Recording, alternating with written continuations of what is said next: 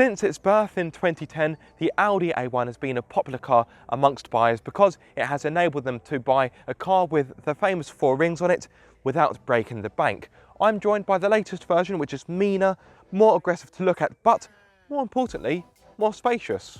The new A1 is only available as a Sportback, which is Audi's way of basically saying 5-door. So if you want to have a 3-door A1, well, tough luck, you can't have one. However, the new car has been extended by 56mm, therefore there should be more space inside. Fellow YouTuber Pocket Rockets, he had the old S1 last year, and trying to fit myself into the back of that car gave me some idea of what it would be like to live in someone's pocket. Yes, I know I'm a tall bloke, I'm 6'2", and this is a pretty tiny car, but you get my point. However, this car is of course longer, so hopefully I'll have more space. So, will I? Well, let's find out. Right, I think I need to stretch, limber up. Ooh, hamstrings, oh, they're quite tight. Right, here goes nothing. As always, the driver's seat has been set for me. As I've mentioned, I'm 6'2", so it is a bit of a squeeze for me in here.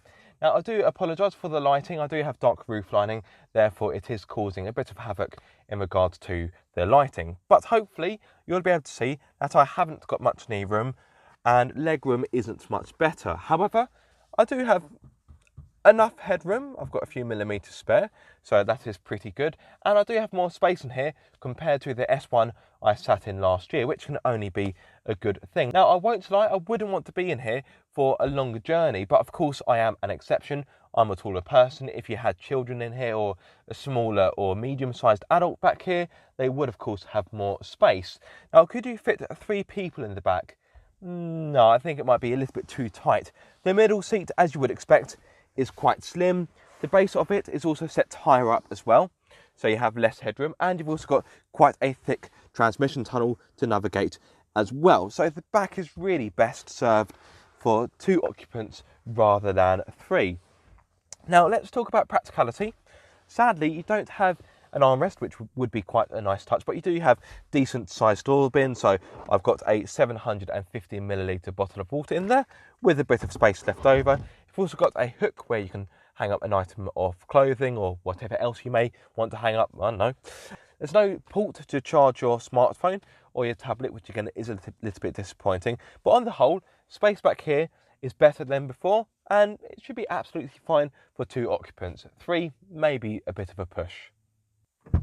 Thanks to the A1's increase in length, the boot has grown from 270 litres to 335, which is larger than the Ford Fiesta, but not quite as big as the Volkswagen Polo or the Seat Ibiza. The opening is wide, and the opening itself has been brought lower down, meaning it's easier to load bigger and heavier items compared to the last A1.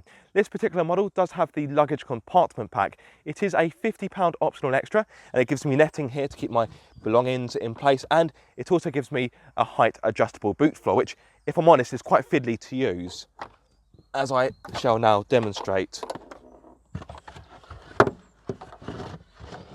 Oh, that was quite easy that time actually.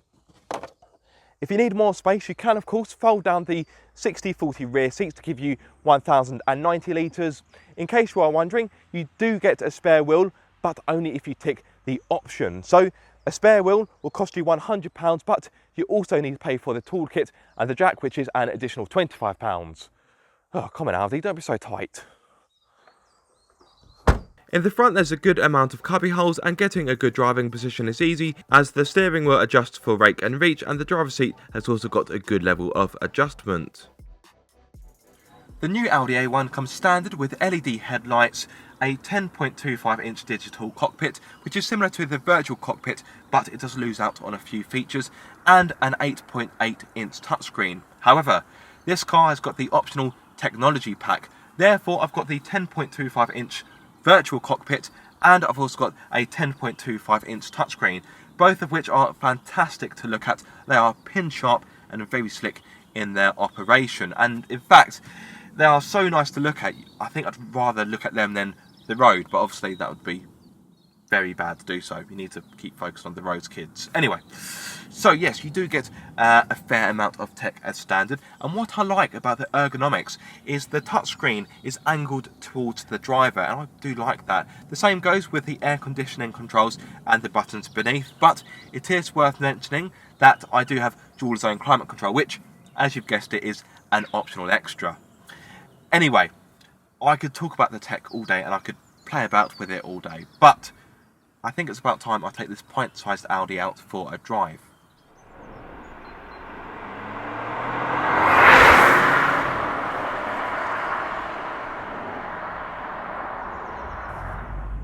Providing the power for this A1 is a 1 litre 3-cylinder turbocharged petrol engine, which produces 116 horsepower with 200 Newton meters of torque. This power can either be mated to a 6-speed manual gearbox or, in the case of this car, a 7-speed S Tronic automatic. Now, I'll be honest, when I first saw the spec sheet for this engine, I did think it would be a little bit weedy and a little bit down on power. In regards to performance stats, this car will hit 62 miles per hour in 9.2 seconds and continue to a top speed of 125 miles per hour, which is pretty respectable.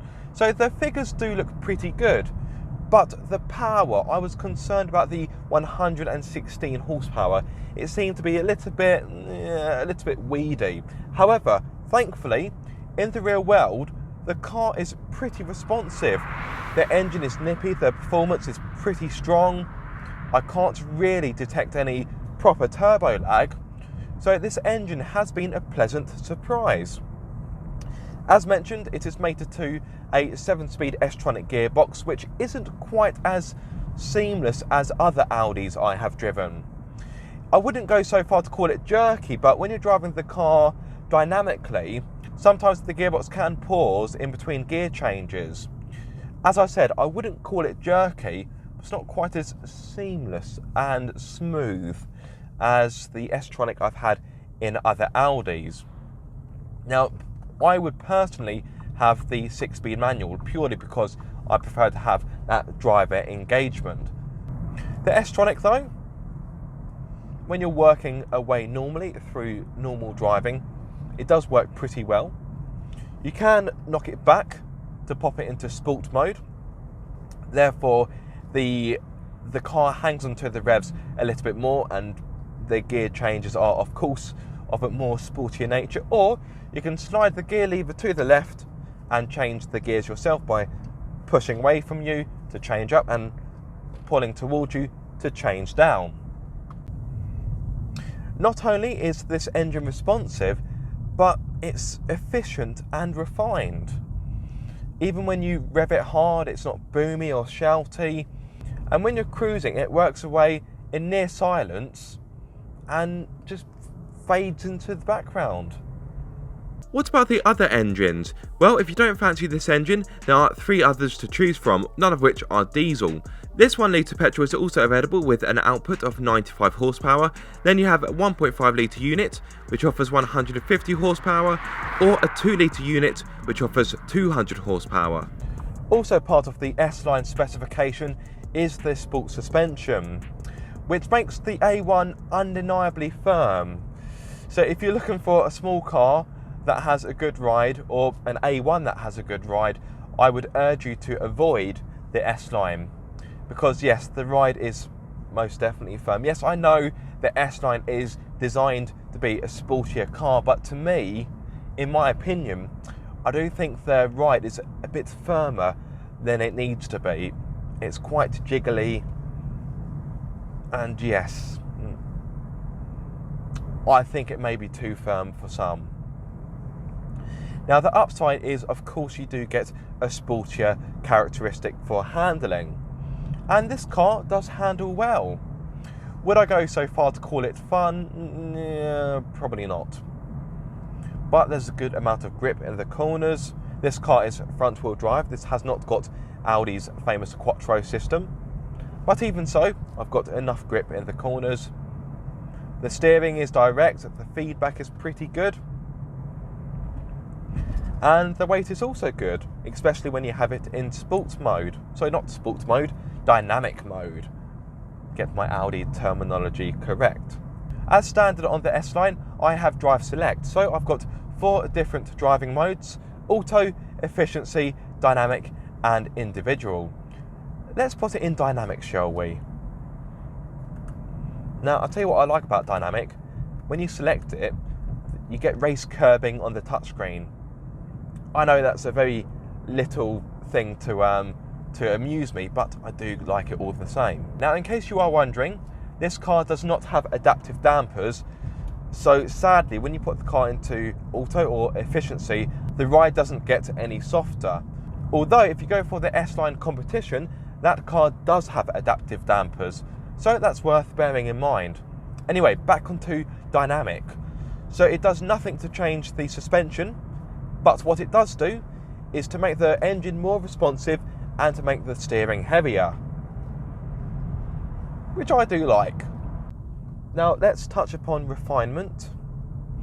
As you would expect from this being a sportier S-Line model, refinement isn't fantastic. Now, it's by no means bad, but there is a fair amount of tyre noise to be had from these 17-inch alloys. So I wouldn't say it is quiet in here. However, wind noise is pretty good. And when I've driven this on faster roads, you shouldn't really need to raise your voice to speak to any passengers, and you shouldn't have to crank up the stereo in order to hear your favourite tunes. Although, of course, I've got the Bang & Olufsen sound system, so it is always nice to crank up the stereo anyway. What about safety? The A1 comes standard with safety features such as 6 airbags, autonomous emergency braking, hill hold assist, speed limiter and lane departure warning, so it should have you well covered. At the time of recording, the new A1 has not been crash tested by Euro NCAP, but is likely to get a good score. The new Audi A1 starts from £17,700, but I've got the S-Line which starts from £20,800. However, I've got the S Tronic gearbox, therefore that bumps the price up to £22,325. But it doesn't stop there. As I mentioned earlier, this car has been peppered with options, so many that I've had to resort to my script to talk you through them. I do hope you are sat comfortably. So, you've got the turbo blue paintwork, that will cost you £575. The contrasting Mythos black roof, that is £425. The black front sport seats with Alcantara, they are £600. You've also got the 17-inch 5-spoke alloy wheels, they are £250, but the spec sheet I have says they aren't a UK option. You've also got the adaptive speed assist, that is £300. The advanced key, that basically means the car has keyless entry, that is £400. The storage pack, £125. The LED ambient lighting pack, £150. The technology pack, that's £1,650. The comfort and sound pack, so that gives you your Bang & Olufsen sound system and heated seats, that is £995. The space-saving spare wheel, £125. The luggage compartment pack, £50. The windscreen with grey tinted sunshield, that is £65, but that is not a UK option. The front centre armrest, £150. The contrast pack 2, which again is not a UK option, that gives you black wing mirrors and black side skirts, that is £250. Audi Presense Basic, which again is not a UK option, that is £190. And last but not least, you've got dual zone electric climate control, that is £450. So in case you've not been able to keep up, that basically means this car you're looking at right now will cost you a grand total of £29,930. Yeah, that is quite a lot of money for quite a small car. Now, it is worth mentioning that you don't have to spend that much. No one has got a gun to your head forcing you to spend that much on options. But yes, that is quite a lot of money considering the size of this car. But what do you get as standard? The S-Line offers sportier looks as well as 17-inch alloys and firmer suspension. On top of that, you get LED headlights and LED rear lights, 8.8-inch touchscreen, smartphone connectivity, cruise control, front sport seats, air conditioning, rear parking sensors, drive select, autonomous emergency braking and lane departure warning, to name a few. So, time to talk about fuel economy. As I mentioned earlier, the new A1 is not available with a diesel engine, so the engine I have will be one of the most frugal out of the bunch. On a combined run, it is able to offer up to 48.7 mpg. In my experience, I was able to get an average of around 49 mpg, so pretty much bang on what Audi states. What about other running costs? Well, this car has an insurance group of 20. In regard to warranty, you get a standard 3-year warranty when you buy the car. And if you want to use this car as a company car and you want to know the BIK rating, it is 26%. The new A1 is bound to appeal to those looking for a stylish supermini that oozes technology, but I'm not sure the S-Line is the best way to go. I like its aggressive looks, but I think the ride will be just a bit too firm for some. Plus, this particular car is simply too expensive for a car of this size, if you ask me. I reckon the sports model will be just fine for most, or if you really want the extra amount of sportiness, go for the S-Line competition with its adaptive damper flexibility and more power. On the whole though, the new A1 is a worthy step forward from the previous generation, so it should prove to be a popular choice once more. Thanks for watching this video, I hope you have enjoyed it. If so, give it a massive thumbs up. If you are subscribed, don't forget to click that bell icon so you get notified every time I make a video. And if you aren't subscribed, guys, what are you waiting for? Be sure to subscribe for more car obsession.